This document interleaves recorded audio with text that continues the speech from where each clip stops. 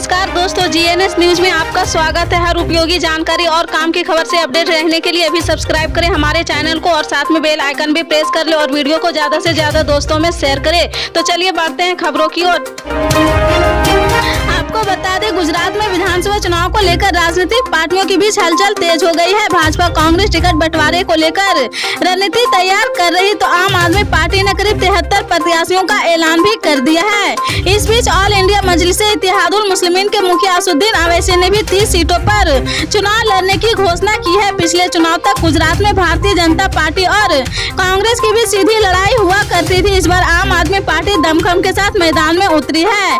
ऐसे में इसे त्रिकोणीय मुकाबला बताया जा रहा। आप संयोजक और दिल्ली के मुख्यमंत्री अरविंद केजरीवाल तो सरकार बनाने का भी दावा कर चुके हैं। महाराष्ट्र में इस साल बारिश की मार किसानों पर काफी ज्यादा पड़ी है। फसलों का बड़े पैमाने पर नुकसान हुआ है। सबसे खराब हालत मराठावाड़ा की रही है। यहाँ हजारों एकड़ फसलें बारिश और बाढ़ के चलते डूब गई है। अब किसान इन फसलों पर मुआवजा की मांग के लिए आंदोलन कर रहे हैं। औरंगाबाद के किसान 16 स्टाइल में जय बनकर टंकी पर चढ़कर विरोध प्रदर्शन करते नजर आए हैं। किसानों का कहना है कि फसल बर्बाद होने के बाद सरकार ने अब तक हमारी कोई मदद नहीं की है। बर्बाद हुई फसलों का पंचनामा तक नहीं हो पाया है। सरकार को तुरंत हमारी मदद करनी चाहिए। इसी मांग के साथ किसान पानी की टंकी पर चढ़कर विरोध प्रदर्शन करने लगे हैं। पश्चिम बंगाल में चुनाव के समय पोस्टर वोट देखने को मिलता है। चुनाव के समय अलग अलग राजनीतिक दल के नेता पोस्टरों के जरिए एक दूसरे पर निशाना साधते हैं और आरोप प्रत्यारोप करते नजर आते हैं। लेकिन इस बार त्योहार के मौके पर भी पोस्टर वॉर का दौर थमने का नाम नहीं ले रहा। आस्था के महापर्व छठ के मौके पर बंगाल में पोस्टर वॉर सिर चढ़कर बोल रहा। एक तरफ जहां आसनसोल के कुल्टी इलाके में तृणमूल सांसद शत्रुघ्न सिन्हा के लापता होने का पोस्टर लगा है, तो वहीं दूसरी ओर आसनसोल के गोपालपुर स्थित फलवार में मिले इलाके में बलतोड़िया जाने वाले इलाके में जगह जगह कहीं बिजली के खंभे पर तो कहीं दीवार पर तो कहीं गेट पर भाजपा विधायक अग्निमित्रा पॉल के लापता होने की तस्वीरें लगी हैं। इन पोस्टरों को कब किसने लगाया फिलहाल यह कोई नहीं जानता है, लेकिन पोस्टरों में लिखे शब्द आसनसोल की जनता की बेबसी और लाचारी की दास्तां जरूर बयां कर रही है।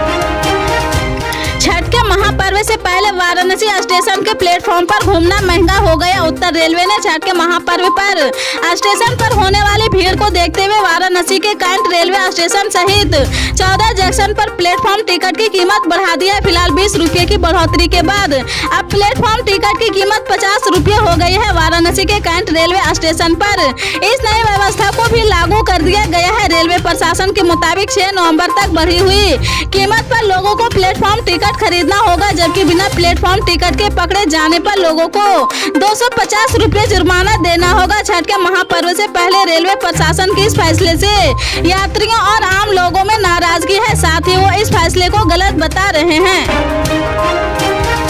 गुजरात विधानसभा चुनाव से पहले विभिन्न पार्टियां अपने लोग लुभावने वादे पर जनता को अपने पाले में करने की कोशिश कर रही। वहीं गुजरात सरकार भी जनता के लिए योजनाओं की घोषणा कर रही। चुनाव से पहले इस साल हुई बेमौसम बारिश से नुकसान झेल रहे किसानों के लिए शुक्रवार को 630.34 करोड़ रुपए के राहत पैकेज की घोषणा की है। अधिकारियों ने इस बारे में जानकारी दी है। उन्होंने बताया कि आज यानी शुक्रवार को राहत पैकेज को मुख्यमंत्री भूपेंद्र पटेल की अध्यक्षता में हुई राज्य कैबिनेट की बैठक में मंजूरी मिली थी। इस राहत पैकेज से 14 जिलों के 2554 गाँव के 8 लाख किसानों को लाभ मिलेगा। देश भर में 30 अक्टूबर को छठ पर्व मनाया जाएगा। आज से नहाए खाए के साथ पर्व की शुरुआत हो गई है। दिल्ली सरकार ने इस बार राजधानी में 1100 जगहों पर धूमधाम से छठ मनाने का ऐलान किया था। इसके लिए तैयारियां भी जोरों पर है, लेकिन इस बार भी यमुना नदी में सफेद झाग की चादर बिछी हुई है। श्रद्धालु इसी प्रदूषित पानी में पूजा करने को मजबूर है। दूसरी ओर प्रशासन द्वारा यमुना के जल में भारी मात्रा में केमिकल का छिड़काव करवाया जा रहा ताकि सफेद झाग कम हो सके। इसके बावजूद तस्वीर में कुछ खास बदलाव नजर नहीं आ रहा है। दूसरी ओर इस बार भी यमुना में प्रदूषण को लेकर राजनीति शुरू हो गई है। बीजेपी नेताओं ने आम आदमी पार्टी और केजरीवाल सरकार पर जमकर निशाना साधा। भाजपा नेता मनोज तिवारी ने गुरुवार को प्रेस कॉन्फ्रेंस की है और कहा कि केजरीवाल ने 2013 में दावा किया किया था कि वह यमुना को इतना साफ कर देंगे कि लोग डुबकी लगा सकेंगे, लेकिन इसमें आज भी झाग तय रहा। तिवारी ने कहा कि आज जब भाजपा नेता कलिंदी घाट पहुंचे तो वहां झाग को छिपाने के लिए जहरीला रसायन का छिड़काव किया जा रहा था। भाजपा नेताओं को देखते ही ये लोग रसायन छोड़कर वहां से भाग गए। गुजरात में इस साल के अंत में होने वाले विधानसभा चुनाव को लेकर राजनीतिक सरगर्मी तेज होती जा रही। विभिन्न पार्टियों प्रचार के लिए दमखम लगा रही है। इसी क्रम में नवसारी में एक ही दिन में 3 मुख्यमंत्री की जनसभा होगी। नवसारी में दिल्ली, पंजाब और राजस्थान के मुख्यमंत्री आज जनसभा को संबोधित करेंगे। वामसादा के कांग्रेसी विधायक और आदिवासी नेता अनंत पटेल पर हुए हमले के बाद स्थगित हुई आदिवासी संघर्ष यात्रा फिर से शुरू हो रही। अनंत पटेल की इस आदिवासी संघर्ष यात्रा में राजस्थान के मुख्यमंत्री अशोक गहलोत मौजूद रहेंगे और जनसभा करेंगे। यात्रा नवसारी शहर के लुनेसुई मैदान से शुरू होकर वामसदा पहुंचेंगे। केंद्र सरकार ने चीन बॉर्डर पर अपनी पकड़ को और मजबूत करने के लिए हेलीपैड, रोड, ब्रिज जैसे कई अहम ढांचों का निर्माण किया है। रक्षा मंत्री राजनाथ सिंह ने आज लद्दाख में दारबुक शेख दौलत बेग ओल्डी मार्ग पर आयोजित एक समारोह में सीमा सड़क संगठन द्वारा निर्मित 75 परियोजनाओं का उद्घाटन किया है। मालूम हो कि दारबुक शेख दौलत बेग ओल्ड मार्ग में 2020 में भारत और चीन के बीच सैन्य गतिरोध की एक बड़ी वजह थी। चीनी सेना ने इस सड़क निर्माण का विरोध किया था क्योंकि इसके जरिए भारतीय सेना तुरंत बॉर्डर तक पहुंच सकती है।